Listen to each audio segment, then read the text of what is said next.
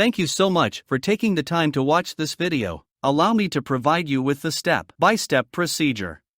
In this video, I'll show you how to create and format columns in Word. Go to the Microsoft Word and select the text that you want to format into columns. Go to the Layout tab. In the Page Setup group, click Columns option. In the drop menu, select the number of columns that you want to create. To adjust the spacing between the columns, click More Columns and specify the desired spacing in the column spacing box.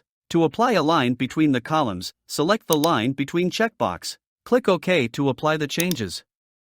You will see desired column. Once you have created columns, you can format them individually or as a group. To format columns individually, select the column that you want to format and then apply the desired formatting options.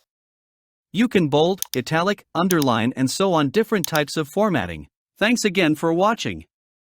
Remember to like, subscribe, hit the bell icon, and leave your comments below.